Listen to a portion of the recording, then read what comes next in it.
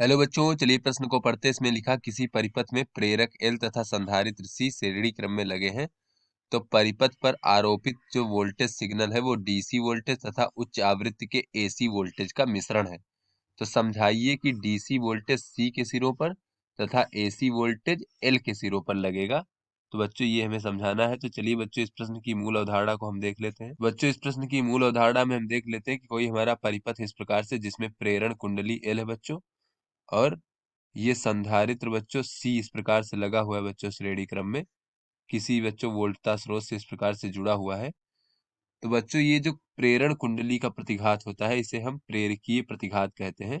तो प्रतिघात क्या होता है बच्चों? ये धारा के प्रवाह में उत्पन्न अवरोध होता है।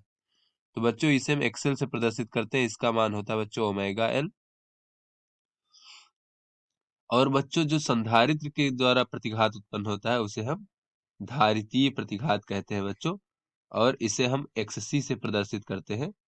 और एक्ससी का मान होता है बच्चों 1/ओमेगा सी। बच्चों यहाँ पर जो ये एल था ये कुंडली का प्रेरकत्व है, और सी क्या है बच्चों? संधारित्र की धारिता है। ओमेगा क्या है बच्चों? वो धारा की कोणीय आवृत्ति है। बच्चों दिष्ट धारा की, जो हमारी दिष्ट धारा होती है उसके उसमें बच्चों धारा का मान समय के साथ परिवर्तित नहीं होता है। तो इसलिए बच्चों उसकी कोणीय आवृत्ति ओमेगा का मान 0 होता है। तो चलिए बच्चों अपने प्रश्न को हल करते हैं। बच्चों इस प्रश्न में कहा जा रहा है कि एक परिपथ में प्रेरक एल तथा संधारित्र सी श्रेणी क्रम में लगे हुए हैं। बच्चों ये परिपथ मान लेते हैं जहां पर प्रेरक एल और संधारित्र सी श्रेणी क्रम में इस प्रकार से लगे हुए हैं। और बच्चों इसमें जो वोल्टता आरोपित की जाती है बच्चों वो एसी और डीसी का मिश्रण है बच्चों, यानी दोनों इसमें वोल्टता है। तो चलिए बच्चों देख लेते हैं। बच्चों डीसी वोल्टता के लिए क्या हो जाएगा? हमारा प्रतिरोध देख लेते हैं। डीसी वोल्टता के लिए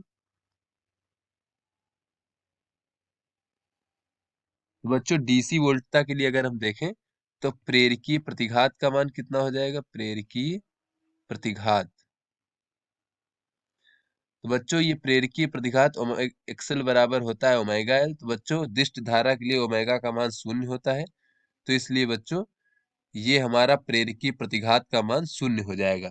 अर्थात बच्चों ये जो डीसी वोल्टेज है, डीसी वोल्टता, इसके लिए बच्चों ये जो हमारा प्रेरण कुंडली है इसका कोई प्रतिरोध ही नहीं, यानी इस डीसी वोल्टता के लिए ये प्रेरण कुंडली कोई अवरोध उत्पन्न नहीं करेगा। तो यहाँ कह सकते हैं अर्थात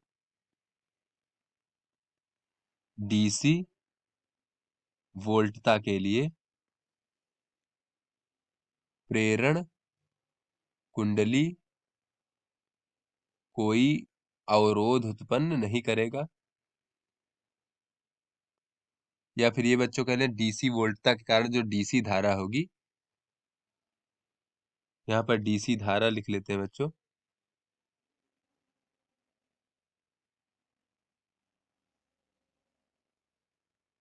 उत्पन्न नहीं करेगा। इसका अर्थ ये है बच्चों कि ये हमारा जो प्रेरण कुंडली है ये सामान्य तार की तरह बच्चों व्यवहार करेगा। जैसे कि ये हमारे पूरा तार है बच्चों, सामान्य तार की तरह व्यवहार करेगा। और बच्चों अब चलिए देख लेते हैं धारितीय प्रतिघात का मान कितना हो जाएगा बच्चों डीसी वोल्टेज के लिए। धारितीय प्रतिघात, बच्चों धारितीय प्रतिघात एक्सी बराबर होता है 1/ओमेगा सी। तो बच्चों ओमेगा का मान 0 रख दे तो ये हमें अनंत प्राप्त हो जाएगा। यानी बच्चों ये हमारा जो संधारित्र है ये अनंत प्रतिरोध का प्रतीत होगा डीसी वोल्टता के लिए। अर्थात बच्चों यहां से धारा प्रवाहित हो नहीं सकती, क्योंकि बच्चों प्रवाहित धारा का मान 0 हो जाएगा यहाँ से। तो ये हमारा खुला परिपथ की तरह रहेगा। तो यहां से हम कह सकते हैं अर्थात डीसी वोल्टता के लिए जो हमारा बच्चों संधारित्र है खुले परिपथ की तरह व्यवहार करेगा, क्योंकि बच्चों उसका जो प्रतिरोध है, उसका जो अवरोध है बच्चों वो अनंत है, यानी वहां से धारा प्रवाहित नहीं हो सकती डीसी धारा। खुले परिपथ की तरह व्यवहार करेगा। तो बच्चों अगर हम डीसी वोल्टता के लिए चित्र बनाए बच्चों अपना परिपथ। तो ये जो बच्चों हमारा एल था बच्चों यानी प्रेरण कुंडली, वो तो सामान्य तार की तरह व्यवहार करेगा जैसा कि हमने यहाँ पर देखा बच्चों। और बच्चों ये जो हमारा सी था बच्चों, ये खुले परिपथ की तरह व्यवहार करेगा, यानी यहाँ से धारा प्रवाहित नहीं हो सकती। और बच्चों ये हमारा डीसी वोल्टता है, यहाँ पर हम डीसी वोल्टता के लिए परिपथ बना रहे हैं। तो बच्चों ये जो डीसी वोल्टता होगा, ये डीसी वोल्टता जो प्लस माइनस होगा बच्चों, ये प्रेरण कुंडली के सिरों पर नहीं लगेगा क्योंकि ये तो सामान्य तार की तरह है। ये बच्चों पूरी की पूरी वोल्टता जो है ये संधारित्र के सिरों के बीच में लगेगी। तो यहाँ से कह सकते हैं अतः डीसी वोल्टता संधारित्र के सिरों पर होगी या सिरों पर आरोपित होगी।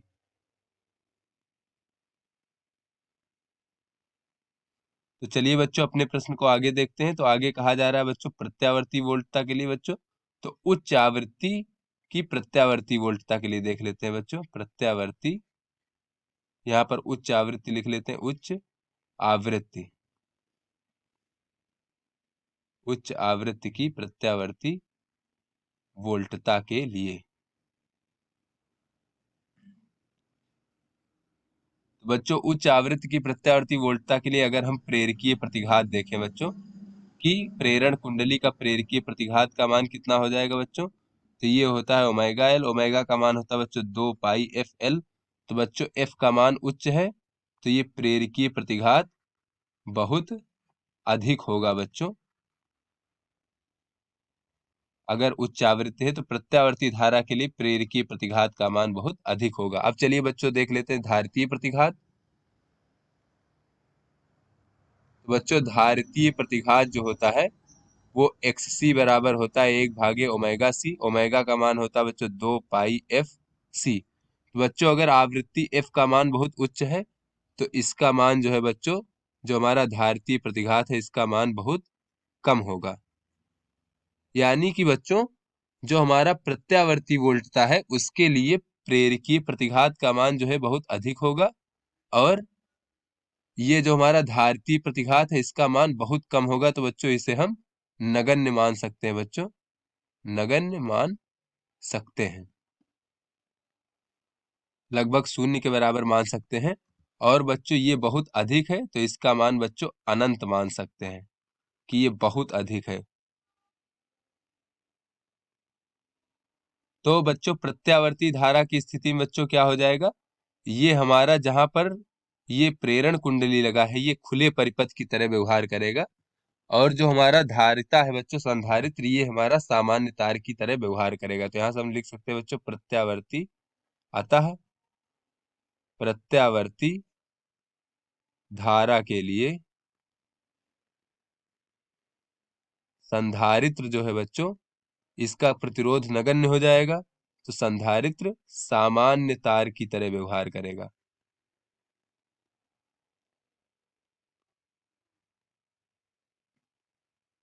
जबकि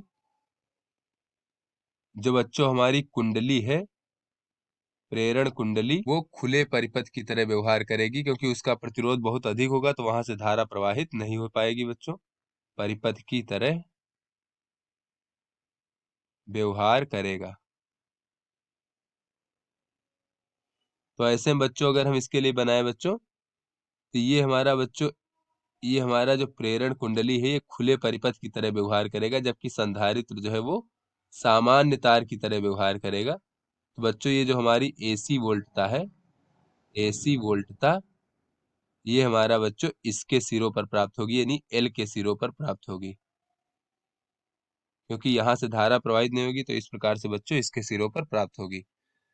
तो यहाँ से बच्चों हमने देखा इस प्रकार जो बच्चों डीसी वोल्टता है वो सी के सिरों पर अर्थात संधारित्र के सिरों पर, तथा एसी वोल्टता जो है वो बच्चों एल यानी प्रेरण कुंडली के सिरों पर प्राप्त होती है। तो आशा करते हैं बच्चों ये आपको समझ में आ गया होगा। धन्यवाद।